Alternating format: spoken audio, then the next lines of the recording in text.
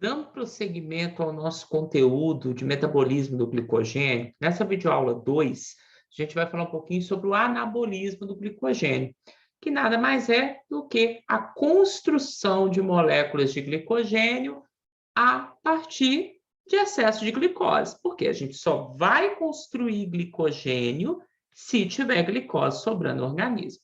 Entretanto, é importante a gente reforçar que para construir glicogênio a partir de glicose, o metabolismo exige uma forma ativada da glicose, na forma de uridina de fosfato glicose, que é a UDP-glicose.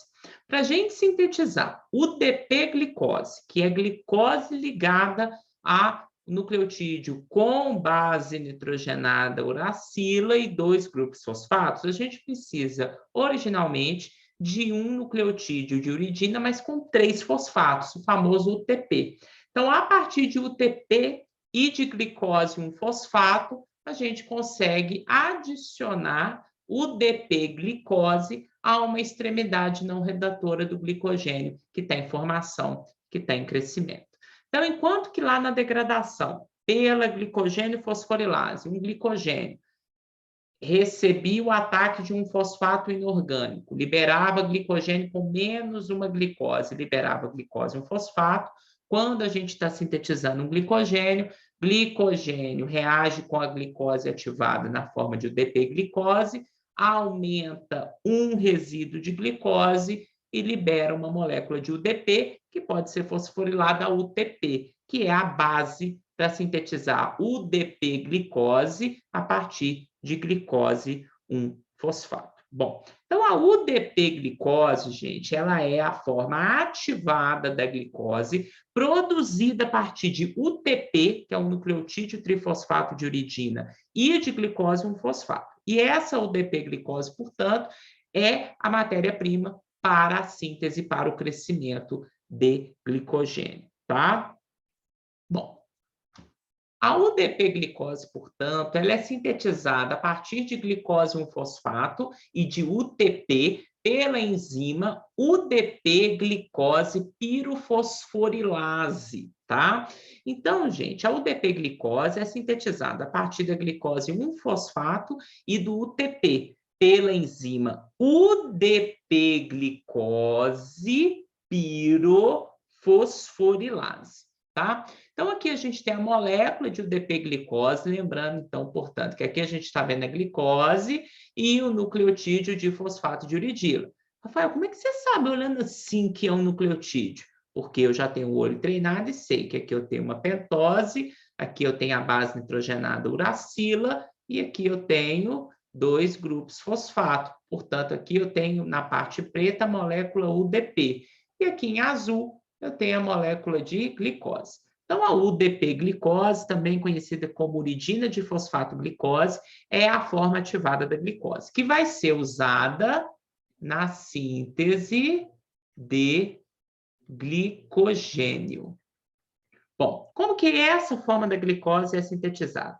A enzima UDP-glicose pirofosforilase reconhece como substratos a glicose 1-fosfato e a molécula de UDP, que nada mais é do que um nucleotídeo trifosfato com base nitrogenada uridila, tá? Bom, uracila com pentose, né? No caso aqui, uma pentose com um ribonucleotídeo, né? Porque é uma ribose, não é uma desoxirribose, porque tem hidroxila no carbono 2'. Mas isso a gente discute lá na Belmont, tá? Então, de novo, glicose 1-fosfato, um dos substratos da UDP-glicose pirofosforilase, reage com o UTP, nucleotídeo trifosfato com base nitrogenada uracilo. Libera a UDP-glicose, que é a forma ativada da glicose usada na síntese, e libera um pirofosfato. Pirofosfato, gente, são 2 fosfatos unidos por uma ligação fosfato-fosfato de alta energia, tá? Esse pirofosfato, ele é prontamente hidrolisado pela própria UDP-glicose pirofosforilase, tá? Ele é rapidamente hidrolisado pela própria enzima, liberando uma grande quantidade de energia que torna a reação irreversível. Então, vejam que quando a gente vê a produção da UDP-glicose a partir de glicose 1-fosfato e UTP, ela é irreversível. Porém, a hidrólise do pirofosfato em 2-ortofosfato inorgânicos, olha para cá, torna a reação totalmente irreversível. E essa hidrólise, ela prontamente ocorre dentro do sítio catalítico da enzima. Então, na verdade, vai ocorrer a liberação de 2-ortofosfatos inorgânicos e da UDP-glicose, forma ativa da glicose. Bom, então, quando um glicogênio está sendo sintetizado, ele está sofrendo crescimento, novas unidades de glicose são adicionadas a ele em sua forma ativa, na forma de UDP-glicose, sintetizada a partir de glicose 1-fosfato de UTP, pela enzima UDP-glicose pirofosforilase, tá? Bom, a UDP-glicose, portanto, ela é matéria-prima para a enzima que vai construir o polímero, que vai crescer o polímero de glicogênio, que é a glicogênio sintase, que faz o papel antagônico da glicogênio fosforilase. Enquanto a glicogênio fosforilase degrada o glicogênio, a glicogênio sintase sintetiza, cresce o glicogênio. Como? Novas moléculas de glicose são acrescentadas aos resíduos terminais não redutores de um glicogênio em síntese. Então, como que a glicose é adicionada em um glicogênio em síntese? Na sua forma ativa, o DP-glicose. O DP-glicose é transferida ao grupo hidroxila aqui de um carbono 4 da extremidade não redutora livre. A glicogênio sintase, portanto, catalisa a formação de uma ligação glicosídica alfa-1,4 entre a nova glicose que chegou e o glicogênio já pré-existente.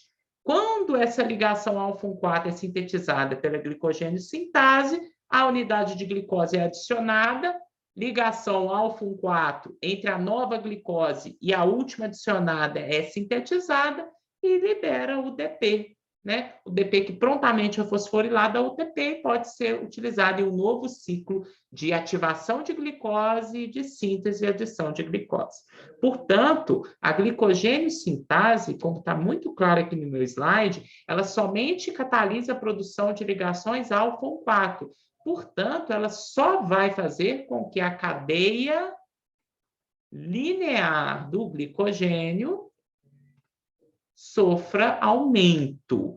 E aí você já está se perguntando, Rafael, mas a gente já sabe que o glicogênio é um polímero ramificado. Como são produzidas as ramificações, já que a glicogênio sintase só adiciona unidades de glicose com ligações alfa-1,4, ou seja, só faz o cerne, a cadeia linear aumentar? Já te respondo. A produção de ramificações envolve, portanto, outra enzima, que vai catalisar ligações alfa-1,6. Portanto, as ramificações vão ser produzidas pela quebra de ligações alfa-1,4 e formações de ligações alfa-1,6 por algum tipo de enzima ramificadora. De que forma? Bom, o cerne vai sofrendo crescimento, novas unidades de glicose são adicionadas pela glicogênio sintase, utilizando como substrato moléculas de glicose ativadas na forma de UDP-glicose. Bom, quando o cerne já está extremamente longo, uma enzima ramificadora quebra em algum ponto aleatório uma ligação alfa-1,4 e pega todo o bloco de glicoses posterior ao ponto de quebra e sintetiza uma ligação alfa-6, conectando todo esse bloco ao cerne, claro, fazendo uma ligação alfa-1,6, um ponto de ramificação. E dessa forma, agora eu tenho duas extremidades não redutoras disponíveis, cada uma passa a ser substrato de uma unidade de glicogênio sintase, que vai crescer esses pontos aqui não redutores livres, fazendo com a adição de novas unidades de UDP-glicose, sintetizando ligações alfa-1,4 e fazendo a molécula de glicogênio crescer agora, tanto no ponto de ramificação quanto no cerne original. Então, sempre que tem enzima ramificadora, ela vai pegar um pedaço do cerne já sintetizado, quebra uma ligação alfa-1,4, cria uma ligação alfa-1,6 e conecta o cerne, a ramificação ao cerne, criando um ponto de ramificação. Depois, tanto a ramificação quanto o cerne continuam sendo polimerizados por claro, agora duas enzimas glicogênio sintase, que vai continuar adicionando DP-glicose, criando, né, prolongamento da molécula de glicogênio no cerne e no ponto de ramificação. Bom, por que ramificar o glicogênio é tão importante, né? Por que é importante a molécula de glicogênio, essa síntese, ser tão ramificada, essa molécula?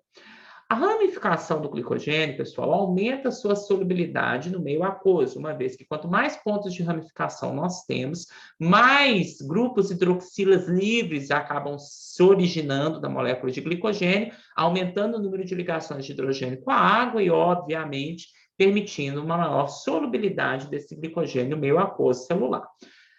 Quanto mais pontos de ramificação, também maior o número de radicais terminais, aquelas pontas redutoras, que são importantes para a metabolização do glicogênio, tanto para a degradação, porque é nelas que a gente vai ter o ataque pela glicogênio fosforilase e também pela síntese, porque também é nesse tipo de ponto que a gente vai ter a ação de adição de novas unidades de glicogênio, tá? E aqui, pessoal, a gente tem todas as reações envolvidas para sintetizar glicogênio, né? A conversão da glicogênio da glicose 6-fosfato em glicose 1-fosfato, a ativação da glicose 1-fosfato ao UDP-glicose, né? A hidrólise do pirofosfato em 2-ortofosfato e a adição de unidades de UDP-glicose ao glicogênio em síntese. E, obviamente, a fosforilação de unidades UDP a UTP necessárias para a ativação das moléculas de glicose 1-fosfato, tá? For reforçando as pontas redutoras, que são mais numerosas, quanto mais ramificado é o glicogênio, são os locais onde a glicogênio fosforilase e a glicogênio sintase atuam. Portanto, quanto mais ramificada a molécula de glicogênio for, maior é a sua velocidade de metabolismo, tanto velocidade de síntese quanto velocidade de degradação. E para a gente concluir esse assunto do metabolismo do glicogênio, em todos os metabolismos, o que a gente fala no final? De regulação. E não é agora que a gente vai parar de falar desse assunto, não é mesmo? A síntese e a degradação do glicogênio são reguladas de forma extremamente sincronizada para que não ocorram ao mesmo tempo. Você sabe que isso evita o gasto energético desnecessário metabólico, que a gente chama de ciclo fútil. Então, enquanto a síntese do glicogênio está ativa, a degradação está desativada. Quando a degradação do glicogênio está ativada, a síntese está desativada. Qual é o objetivo de regular, então, o metabolismo do glicogênio? A síntese ou a degradação dessa molécula? Manter a concentração de glicose no sangue, manter a glicemia. E você sabe muito bem, porque você já está aqui em bioquímica até agora, é porque você está aprendendo.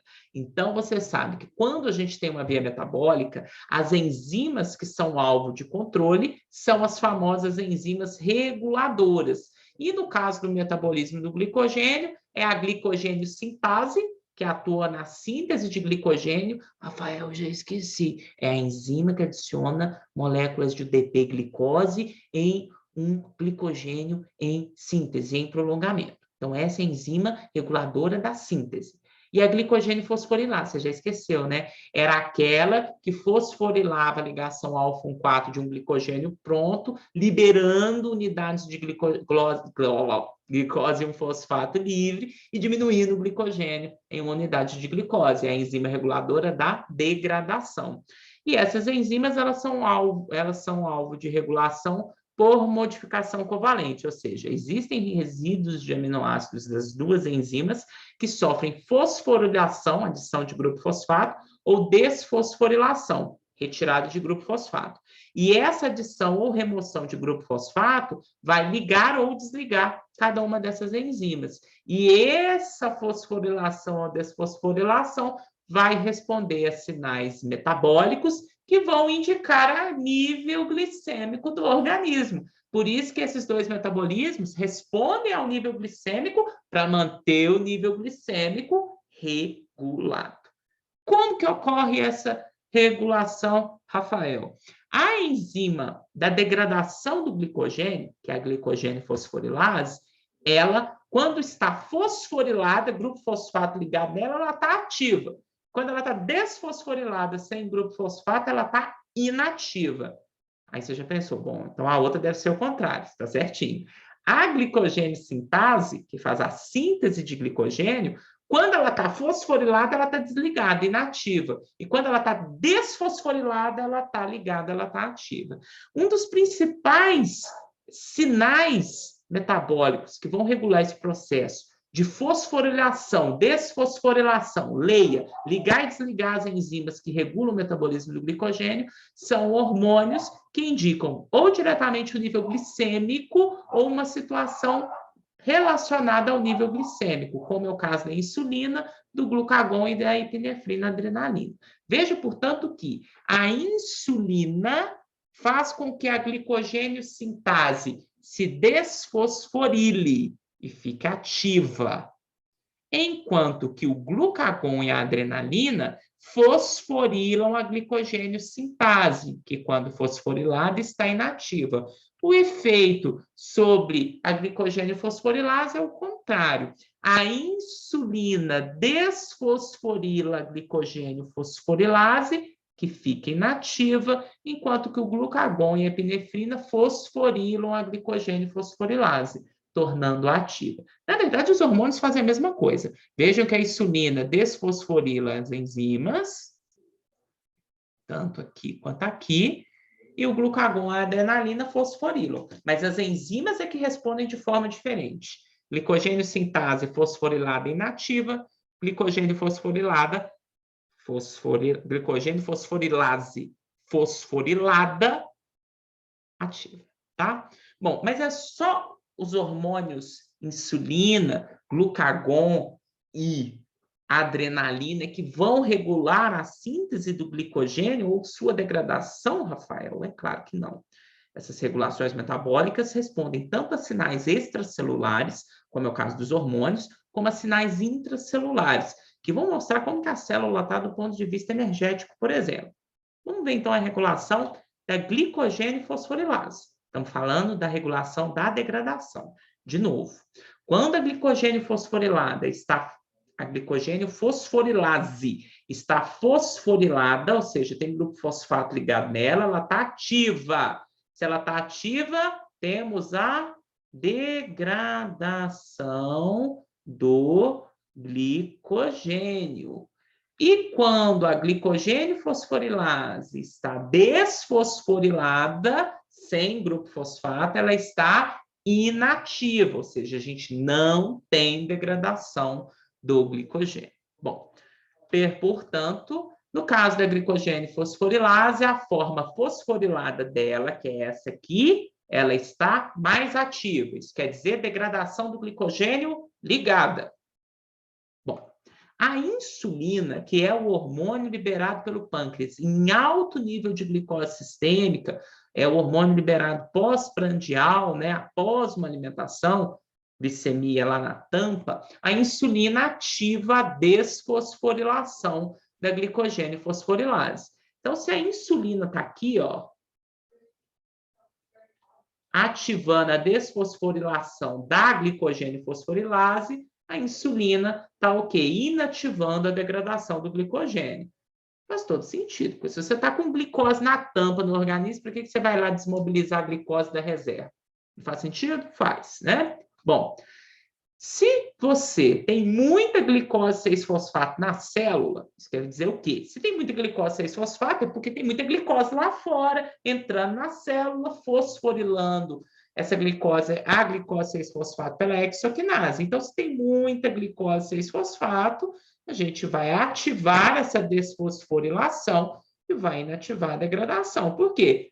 O produto da degradação do glicogênio é a glicose 6-fosfato, lembra? Então, se você tem muito do produto, por que você vai degradar a reserva? Faz sentido, né?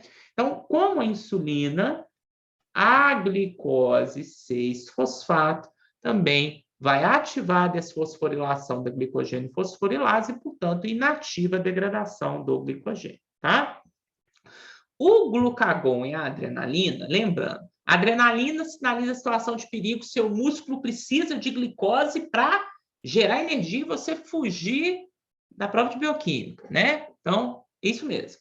O glucagon já é um hormônio contrário à insulina. Quando a insulina é liberada, níveis glicêmicos altos. Quando os níveis glicêmicos estão muito baixos, não tem glicose no sangue, é o glucagon que entra na história. Então, tanto o glucagon, glicemia baixa, quanto a adrenalina, situação de perigo, são liberados sistemicamente. O glucagon e a adrenalina, eles vão ativar a fosforilação da glicogênio fosforilase. Então, olha para cá. Glucagon e adrenalina estão ativando a fosforilação da glicogênio fosforilase e, portanto, ela fica mais ativa e vai ativar a degradação. Faz sentido.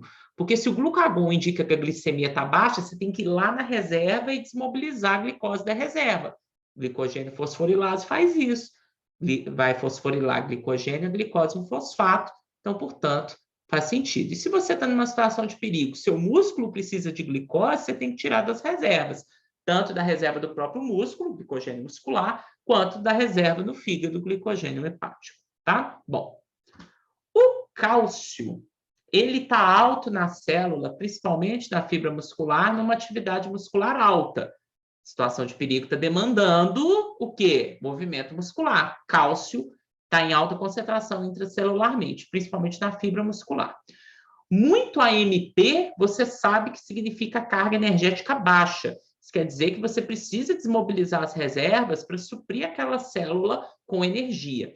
Então, AMP é muito alto e cálcio muito alto, principalmente em um músculo que está numa situação de estresse, muitas vezes o esforço físico por causa de uma situação de perigo, esses são dois sinais celulares internos que vão ativar a fosforilação da glicogênio fosforilase muscular, que vai rapidamente desmobilizar a glicogênio muscular, liberando glicose 6-fosfato no músculo, que já entra na via glicolítica para liberar energia. Então, vejam que a adrenalina mostra uma situação sistêmica e a concentração de cálcio e de AMP mostra uma situação interna das células, as duas se complementando, né? Muito cálcio e muito AMP indicam, respectivamente, alta atividade muscular e baixa carga energética, que, em conjunto com a adrenalina e também com o glucagon, vão fosforilar a glicogênio fosforilase, ativando a degradação do glicogênio. Tá? Glicogênio degradado libera glicose 6-fosfato,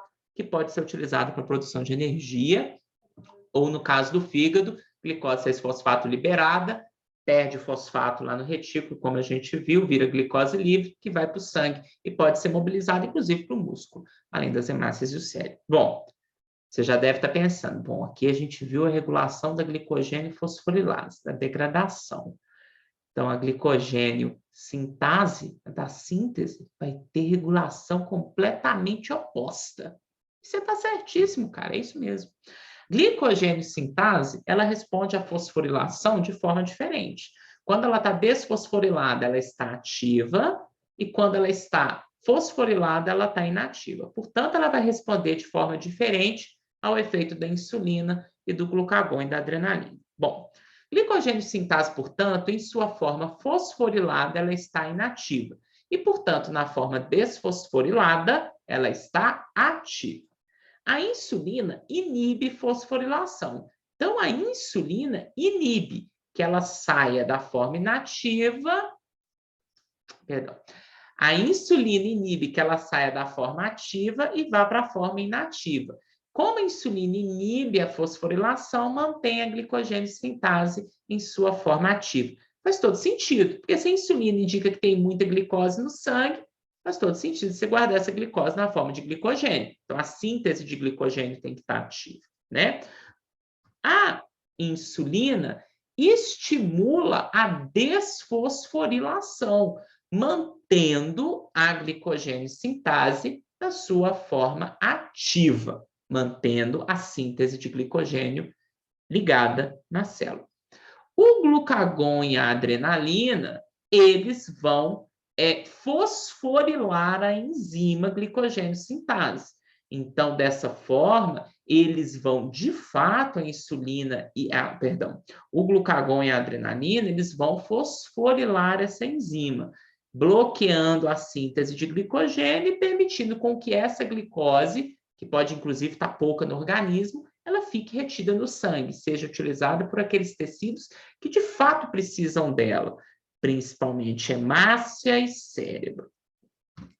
A glicose 6-fosfato é um sinalizador interno da célula, tanto do músculo quanto do fígado, que indica que aquela célula está num bom estado nutricional. Então, muita glicose 6-fosfato vai ativar a desfosforilação da glicogênio sintase, assim como a insulina, e dessa forma vai levar à ativação da glicogênio sintase, que quando está desfosforilada está ativa, e vai ativar a síntese do glicogênio, tá?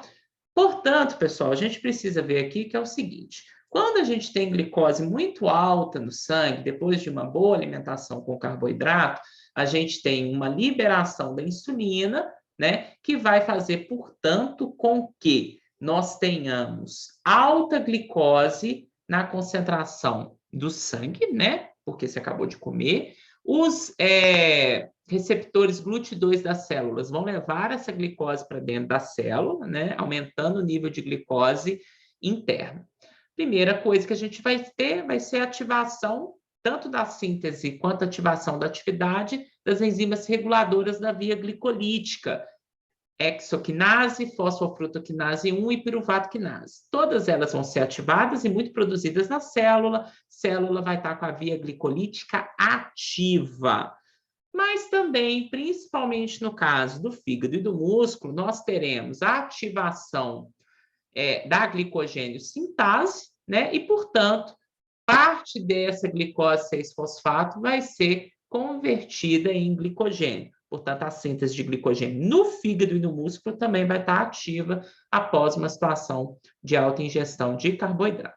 Por outro lado, essa insulina, ela vai diminuir a atividade da glicogênio fosforilase e vai, portanto, inibir a degradação do glicogênio. Faz todo sentido quando a gente pensa em uma situação pós-prandial de uma alimentação rica em carboidrato, tá? E se a gente pensar na situação contrária, uma situação em que a gente tem baixa glicose sanguínea, às vezes uma pessoa que está fazendo dieta ou está no intervalo grande entre as refeições, essa baixa concentração de glicose sanguínea vai fazer com que o pâncreas aumente a liberação de glucagon. O glucagon vai atuar principalmente, né, inibindo a PFK1, a fosfofrutoquinase 1, portanto, a via glicolítica vai estar bloqueada, e também o glucagon atua na piruvato quinase, última enzima da via glicolítica, que também responde a glucagon, bloqueando ainda mais a via glicolítica. O glucagon também vai inativar a glicogênio sintase, diminuindo a síntese de glicogênio. Mas, por outro lado, o glucagon vai ativar a glicogênio fosforilase, degradando o glicogênio no fígado, que pode ser mobilizado para outros órgãos, suprindo órgãos que usam a glicose como principal metabolismo. Concluindo, portanto, quando a gente pensa em fígado e músculo, o que a gente está pensando? Glucagon no fígado, né? Ele vai fazer, portanto, com que o glicogênio seja degradado, ativa a degradação do glicogênio, glicose 6-fosfato. O glucagon também faz com que o piruvato seja convertido em glicose 6-fosfato. E aí você vai lembrar que a via metabólica que consegue converter piruvato em glicose 6-fosfato no fígado se chama gliconeogênese, ativada pelo glucagon, assim como a degradação do glicogênio é ativada pelo glucagon. Então, gliconeogênese ativada no fígado em resposta a glucagon, glicogenólise ou degradação do glicogênio ativada no fígado em resposta ao glucagon. Glicólise no fígado bloqueada. Por quê? Toda a glicose 6-fosfato do fígado vai ser desfosforilada, transformada em glicose livre e enviada para o sangue. Essa glicose sanguínea vai suprir cérebro, hemácia e músculo. No músculo, também respondendo agora, principalmente a epinefrina, então a gente está falando de uma situação de perigo, de exercício físico intenso, O fígado vai ter a degradação do glicogênio ativada, principalmente quando não tem glicose disponível no sangue. Então, glicogênio armazenado no fígado é transformado em várias glicose 6-fosfato. Músculo não faz gliconeogênese, então não tem gliconeogênese no fígado. E a via glicolítica no músculo está ativada, transformando essa glicose 6-fosfato em piruvato. Se a gente está numa situação aeróbica, piruvato entra na mitocôndria, faz ciclo do ácido cítrico e fosforilação oxidativa e ainda vai ser completamente oxidada a CO2. Se não, se estamos numa condição anaeróbica, piruvato vai ser fermentado da fermentação lática para manter os níveis de NAD+ disponíveis para a manutenção da via glicolítica, produzindo ATP. Beleza? Bom, isso é o que eu tinha para falar de metabolismo do glicogênio, mas ainda nessa postagem a gente vai falar do último metabolismo dos carboidratos aqui, de importância para a clínica animal, que é a via das pentose fosfato. Então, nas próximas videoaulas, não deixem de continuar assistindo, a gente vai falar dessa importante via metabólica que produz precursores biosintéticos de nucleotídeos e também precursor de poder redutor para várias vias de biossíntese da célula. Não deixe de assistir as próximas videoaulas. Até lá, pessoal!